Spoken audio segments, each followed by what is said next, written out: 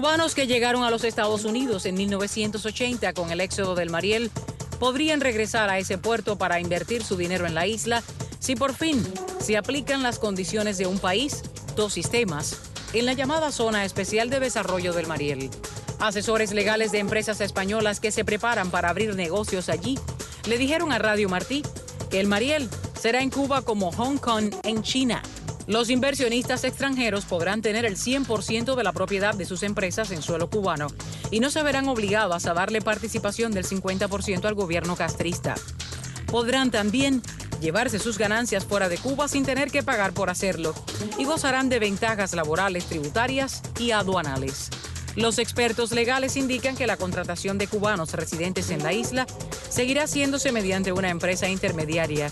Dicen también que para poder invertir, los cubanos exiliados tendrán que recibir autorización del gobierno y vencer otras trabas burocráticas. Muy bien, comenzamos la conversación sobre el tema. El señor Theo Babun es el presidente de Babun Group, precisamente una organización que planifica al futuro, a la inversión en una Cuba diferente. ¿Cómo le va, señor? Buenas noches, bienvenido. Buenas noches. Un gusto tenerlo por aquí. Conocen muy bien a Sergio Comas, abogado que ejerció en Cuba y analista de lo que es la temática de lo que ocurre en la isla, en particular muy sumergido en el estudio de lo que son estos asuntos vinculados a inversiones y temas de dinero. Gracias, Pedro, por la oportunidad. Un gusto de tenerte por aquí. Primero, la opinión en términos de qué piensa de lo que significa este proceso en marcha, que dice el gobierno cubano que no incluirá de ninguna forma riesgo de, por ejemplo, una expropiación, que el que invierta tendrá su dinero seguro, etcétera, etcétera, etcétera, y que, como dijimos en los titulares del programa, incluye algo tan interesante como que cubanos en general y marielitos en particular puedan participar. Bueno, lo primero que llama la atención es que el carácter excluyente de la propaganda que están haciendo, porque emplear un abogado extranjero para que explique esto, es el viejo cartelito de vender un programa solamente para afuera. El abogado español hizo muy bien su tarea, pero hay algunos artículos que denuncian, por ejemplo, que un concesionario nunca va a ser una persona jurídica cubana, van a ser empresas cubanas o personas jurídicas cubanas. El concepto de servicio allí va a ser un concesionario, el que tiene una concesión del gobierno para trabajar, y un usuario. El usuario es lo que va a ser el cubano, Pedro, va a ser la persona que vende la mano de obra. Y la forma que se va a manejar la mano de obra y la contratación es a través de una empresa cubana que es intermediaria, que siempre cobra duro y le paga al cubano mal. Ahora, el proyecto está muy bien concebido. Este proyecto geopolíticamente es un acierto si logran concretarlo y si logran atraer el capital que ellos necesitan. Por ejemplo, estábamos hablando de expropiación y de miedo. El capital es algo muy temeroso que vuela rápido. Y Cuba había cometido, especialmente hace muy pocos meses, el error de encarcelar una serie de inversionistas importantes como gente de capital, Coral Capital de ingleses, que metieron mucho dinero en proyectos a futuro para 16 campos de golf, que habían metido 75 millones en un hotel 5 o 6 estrellas, que es el Saratoga, que es emblemático, Art Nouveau. Y de alguna manera esto no es una buena noticia para alguien que quiera invertir en Cuba. Claro. Por ejemplo, del 2008 al 10 hicieron un corralito financiero. Algo muy fuerte. ¿Qué me dice, señor Babun? ¿Qué piensa? De acuerdo.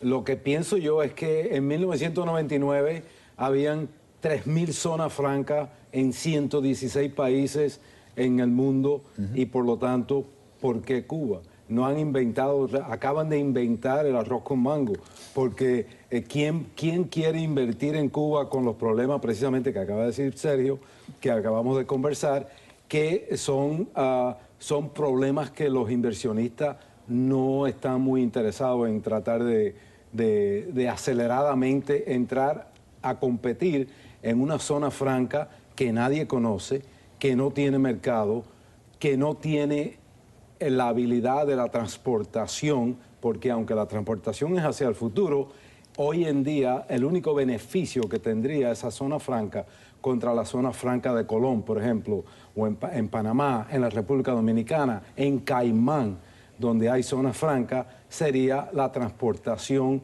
barata o con menos costo hacia los Estados Unidos, lo cual es imposible hacer hoy. Suena estrictamente a propaganda cuando se menciona Hong Kong como un ejemplo, cuando se habla de, miren, en China ha funcionado que, aunque hubo cambios, no se metieron en términos de la libertad de mercado. Pero parece un poco traído de los pelos el ejemplo. ¿Qué piensa usted? Completamente loco, una locura de los cubanos compararse con Hong Kong deberían estar comparándose posiblemente con la República Dominicana o con Panamá o con Honduras, por ejemplo, pero no con Hong Kong, porque ese no va a ser el mismo mercado que ellos van a poder atraer.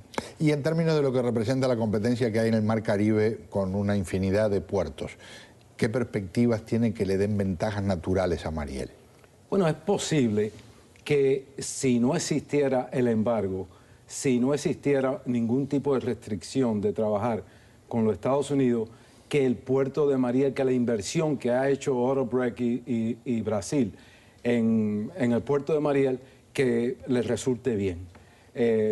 Sin embargo, van a tener que competir con, de nuevo, la República Dominicana y otros. Pero es posible que sí, pero es muy posible que no. O sea, puede ser un Alcatraz lo del puerto de Mariel. ¿De acuerdo o discrepan?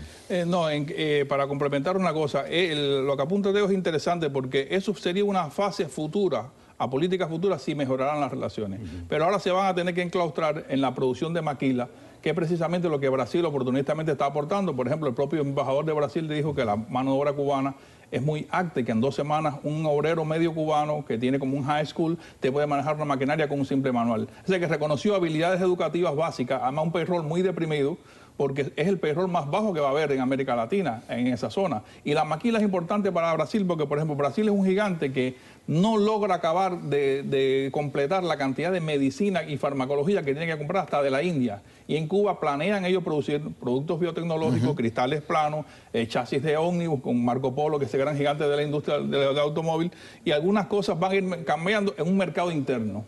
Pero básicamente maquila. ¿Qué dice precisamente, porque hemos mencionado Brasil, un ejecutivo de Odebrecht, que es la empresa principal que está trabajando en este tema de la reestructura del puerto del Mariel? Tenemos ingenieros administrativos, personal técnico, proyectista, o sea, todas las personas necesarias para trabajar en el proyecto este de Mariel. Ahora estamos preparando los proyectos, ¿no? En primer plano viene el proyecto de la carretera, después el ferrocarril y entonces al final viene el proyecto del muelle. Muy bien, en términos prácticos, y usted me corrige si estoy equivocado, si alguien se acerca al Baboon Group y dice, quiero su consejo sobre si vale la pena considerar una inversión aquí, por lo que usted me ha dicho acá, es un no rotundo. Absolutamente no. Primero porque es imposible a ninguna compañía americana tratar de invertir en nada en Cuba. Es ilegal. Y segundo porque hay otras preguntas que hay que hacer. Inclusive la mano de obra del Mariel nunca ha sido la mejor de Cuba. Es más, ha sido, yo diría, la peor de Cuba. Y hay que ver qué va a pasar en el futuro. Si en realidad van a poder trabajar con los trabajadores del Mariel o van a tener que importar hasta trabajadores a través de Cuba, precisamente porque la mano de obra del Mariel nunca ha sido la mejor. Y para puntualizarlo, mencioné hace unos minutos que una de las asesorías fundamentales o uno de los planes fundamentales de su grupo es invertir en una Cuba futura. Estamos hablando de una Cuba con un sistema diferente al actual. Exacto, hacia el futuro. Un gran gusto tener la oportunidad de conversar con ustedes, muy pero muy amables.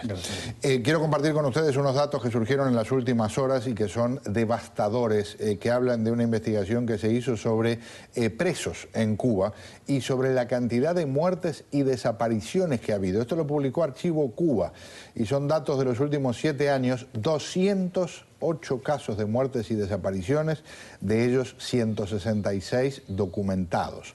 86 murieron por falta de asistencia médica. Hubo 46 personas que se suicidaron y 15 de los llamados homicidios extrajudiciales.